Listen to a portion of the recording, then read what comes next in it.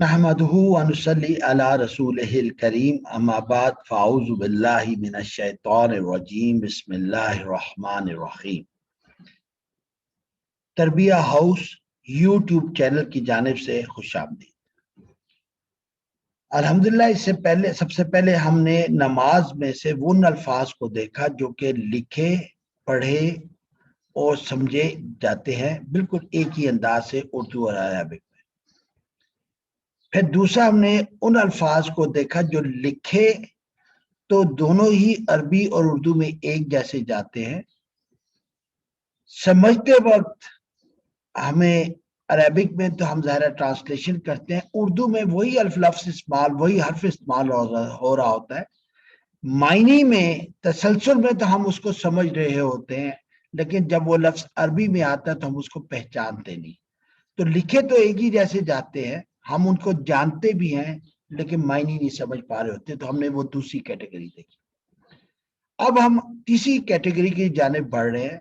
ये वो अल्फाज हैं जो लिखते वक्त हरूफ के रद्दोबदल के साथ या कुछ हरूफ के निकालने या डालने से उनका मायने समझने में बहुत आसानी होती है।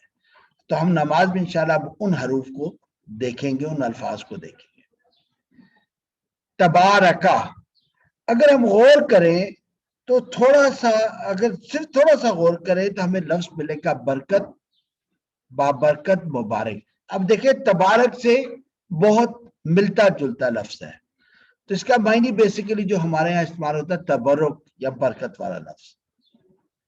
दूसरा है ताला, अगर हम गौर करें तो आला इससे मिलता जुलता लफ्ज है, ठीक है कि नहीं।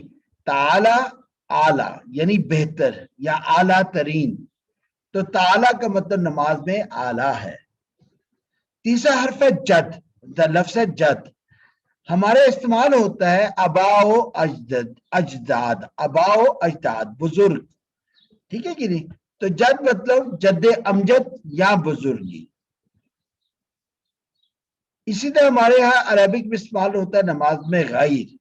अब हम जानते हैं गैर कौन लोग होते हैं जिनसे हमारा ताल्लुक नहीं होता, यानी हम जब बात करते हैं तो गैर लोगों को हम मुखातिब नहीं हो रहे होते, अपनों से बात करते हैं, यानी गैर लोग, ठीक है ना, यानी सिवाय, मतलब अलग, एक अलग कैटेगरी है। तो अगर गैर को हम देखें तो सिवाय इसका मतलब निकलता है। ऊजू, ऊजू में अगर एक हर्फ ऐड करें तावीज, तो तावीज और ऊजू मिलते जुलते लफ्ज हैं। अब तावीज हमें जानते हैं कि हमारे यहाँ तावीज इस्तेमाल किया जाता है अक्सर, और वो पनाह के रेफरेंस से इस्तेमाल किया जाता है। तो ऊजू का मायने हो जाता है पनाह। तीसरी कैटेगरी हमारे पास रजीम। हमें पता है कि रजम होता है जब कोई इलिसिट रिलेशनशिप हो तो उस पर रजम की सजा यानी धुतकारना, पत्थर मारना। तो रजीम आता है संग बारी करना, यदि पत्थर से मारना, धुतकारना। तो रजीम से रजम हमारे ज़हन में मायने आता है। अगला आता है इस्ताइनु, इस्ताइनु। तो इस्ताइनु में अगर हम देखें तो इस्तिआनत, मांगना, मदद मांगना, ये लफ्ज हमारे सामने इसके मायने करीब आते हैं। और उर्दू में इस्तेमाल होता है इस्तिआनत, इस्ताइनु, इस्तिआनत यानी मदद मांगना। हद, इसको थोड़ा सा अगर कुछ हरूफ ऐड करें तो हमारे सामने हदायत का लफ्ज आता है, यानी किसी मसले के में फंसे हों और हमें हल चाहिए तो हमें हदायत की जरूरत है। तो जब हद आए तो हदायत हमारे ज़हन में आना चाहिए।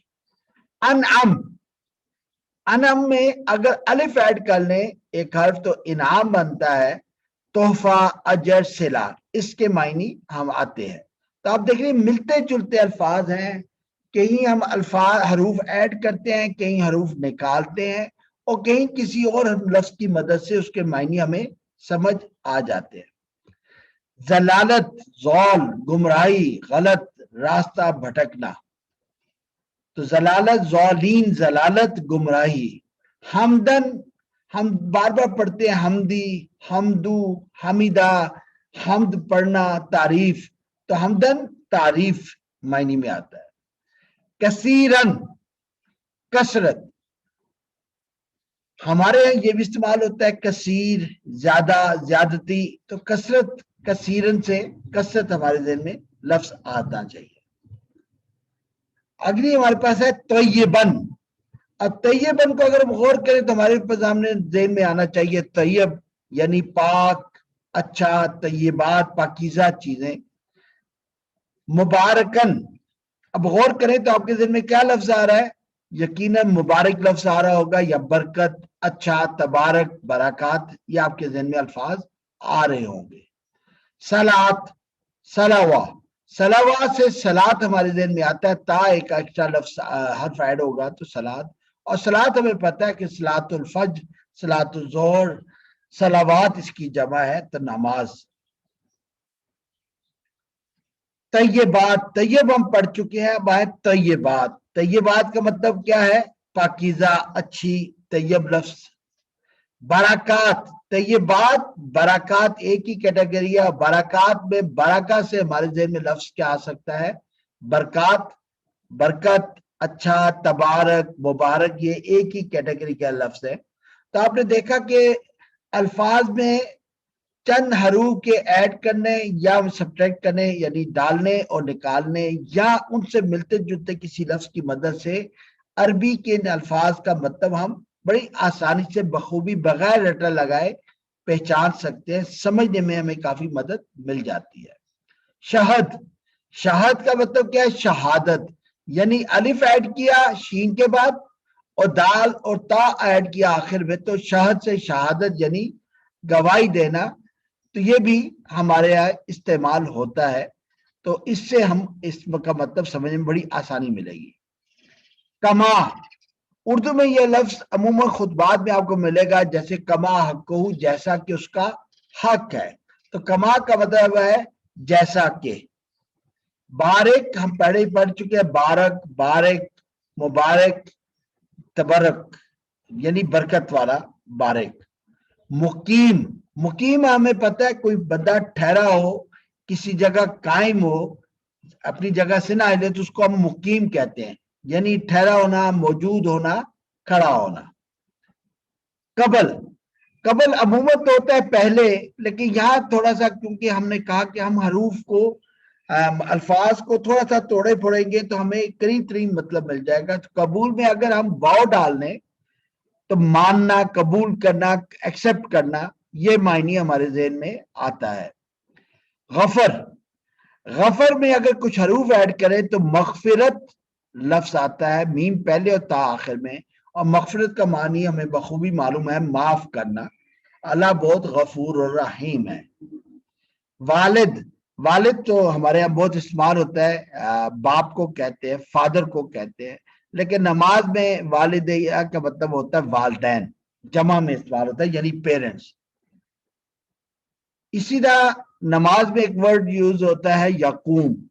यकूम में अगर आप थोड़ा रद्दबल करें तो कायम के मायने आते हैं, यानी कायम करना, खड़ा करना, मौजूद होना, तो ये अल्फाज आते हैं। तो इस सेशन में हमने उन अल्फाज को देखा जो अरबी के अल्फाज में जरा सा रद्द-बदल करने से, ऐड करने से, यानी कुछ हरूफ डालने से या कुछ हरूफ निकालने से हमें मायने करीब तरीब मिल जाते हैं, या हम किसी और उसी लफ्ज से किसी और चीज को, जैसे उजू से तावीज, तावीज से पढ़ा, तो हमें ये मिलते जुलते अल्फाज की कैटेगरी आज हमने देखी, जिनकी मदद से हमें अल्हम्दुलिल्लाह नमाज का तर्जुमा समझने में बहुत आसानी होगी। इससे बाद हम अगली किस्म इंशाल्लाह सेशन में देखेंगे यही अल्फाज नमाज में कैसे इस्तेमाल होते हैं। व आखिर दावाना अनिल हम्दुलिल्लाहि रब्बिल आलमीन, आमीन।